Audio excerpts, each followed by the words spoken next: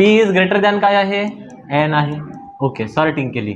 मग इकडून इकडे जाणारे तर नाही आहे, तिकडून इकडे जाणारे आहेत का, हो. हा n पासून तर r पर्यंत, w पासून तर r पर्यंत. w मोठा समान आहे h ला आणि h मोठा समान आहे r ला. ठीक आहे. त्याच्यानंतर n मोठा आहे r पेक्षा आणि n मोठा आहे b पेक्षा आणि b मोठा समान आहे r ला. हे समजलं का रे बेटा. आता या दोघांमध्ये समान कोण आहे, n आहे ना n. या दोघांमध्ये समान आहे n आणि n पेक्षा p कसा आहे, मोठा. या n पेक्षा p मोठा दाखवतो. आता याला कशाला चेक करायचं. आता या दोघांमध्ये समान कोण आहे, r. पण r पेक्षा मोठ्यांची r पेक्षा मोठ्यांसोबत कंपॅरिझन करता येत नाही. मग काय करणार बेटा, याच्यामध्ये चेक करणार. p is greater than b, तर p is greater than b आहे का, p is greater than b, yes correct आहे. w is greater than or equal to n, w आणि n एका लाईन मध्ये नाहीत, therefore it is wrong. This is correct. म्हणजे answer काय आहे, अरे बेकार, फक्त एक अनुसरण करते, पर्याय क्रमांक 3. आजकाल तसं नाही आहे ना, ब्लॅकवाला नाही, आजकाल पे क्लिक करनेवाला आहे ना. तर मग मी जर इथं करेन तर दुसरा इथं करून देईन. समजलं मला. ठीक आहे ना, गेला तर नाही ना मार्क. अब ठीक आहे. चलो देखो बेटा,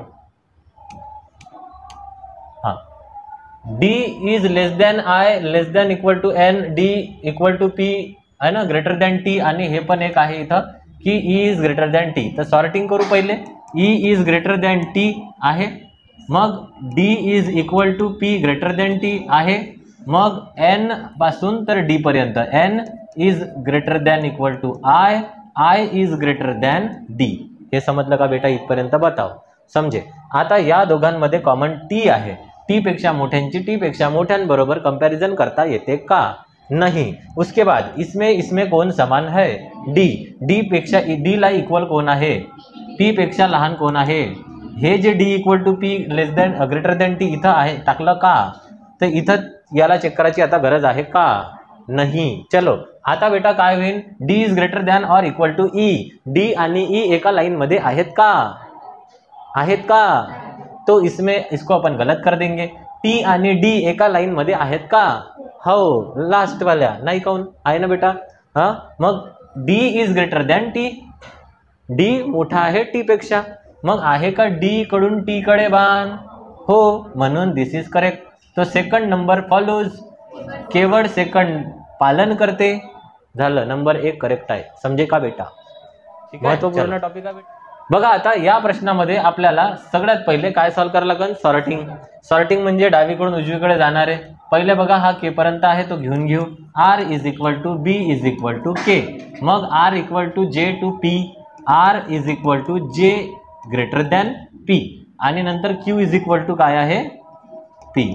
तर हे जे आहे आपण इथं सॉर्टिंग करून घेतली.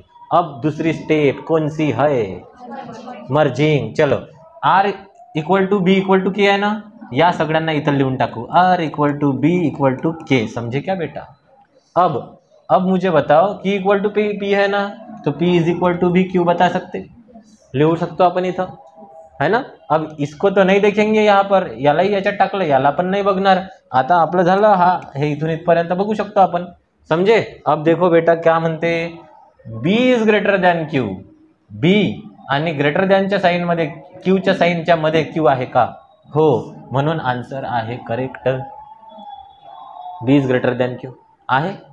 त्याच्यानंतर k is greater than p, k आणि p यांच्या दरम्यान ग्रेटर दॅनचं साइन आहे का, yes, therefore it is also right. 1 आणि 2 दोन्ही पालन करतात. समजे का रे बाबा. नेक्स्ट देखो बेटा, हा जो क्वेश्चन आहे तेच प्रोसेस आपली 3 प्रकारच्या. पहिली कोणती आहे बेटा, सॉर्टिंग. एकसारखे चिन्हांचा गट वेगळा काढणे. का बरं, तेव्हाच प्रत्येक चिन्हाला महत्व येते. आलं नाही का लक्षात. जर आपण असं करू, a is greater than b, b is greater than c, less than d, तर आपण नाही म्हणू शकत का याच्या इकडे सगळे मोठे इकडे सगळे लहान, या चिन्हाचा असा यूज नाही होणार आता. पण जर हे पण चिन्ह त्याचप्रमाणे असतं, a is greater than b is greater than c is greater than d, याच्या इकडे सगळे मोठे इकडे सगळे लहान असं तुम्ही म्हणू शकता. त्या चिन्हाला तेव्हा त्याचं अस्तित्व येते. समजले. पण आता आहे का, नहीं. चलो अब देखो, अपने को सॉर्टिंग करके या इकडल्या तोंडाच्या आणि इकडल्या तोंडाच्या चिन्हांना सारख्या याच्यात सॉर्ट करायचा आहे. मग y to T, y greater than l equal to T, मग m इक्वल टू टी आहे तर t इक्वल टू m दाखवून द्या इथच्या इथं. h पासून तर y पर्यंत h is greater than equal to g, h is greater than equal to g, g is greater than और इक्वल टू y. अब देखो या दोघांमध्ये कोण समान आहे?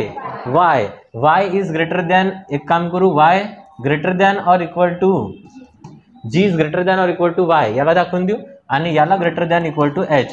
म्हणजे या टर्मला इथं पुट करून टाकू. मर्जिंग झाली, दुसरी पण स्टेप झाली. मर्जिंग तिसरी काय आहे?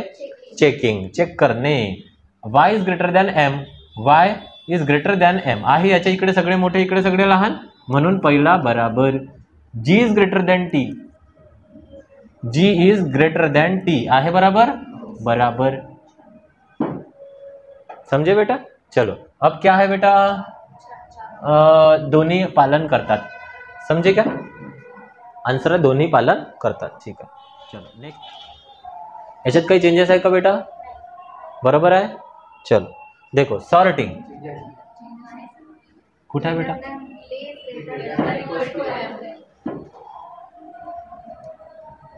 ऐसा और बस ठीक है. ओके. चलो देखो बेटा, d इज ग्रेटर दॅन और इक्वल टू m. चलो आता इथून तर इथपर्यंत एक ग्रुप दिसते g is equal to d greater than और इक्वल टू m. चला इथून इथपर्यंत एक ग्रुप दिसते g is greater than f is greater than k. तिकडून इथपर्यंत एक ग्रुप दिसते k is greater than y. समझे क्या? बताओ. दोन्ही याच्यात कॉमन आहे का? g g g equal to कोण आहे? d, म्हणून इथं पण d लिहा लागेल.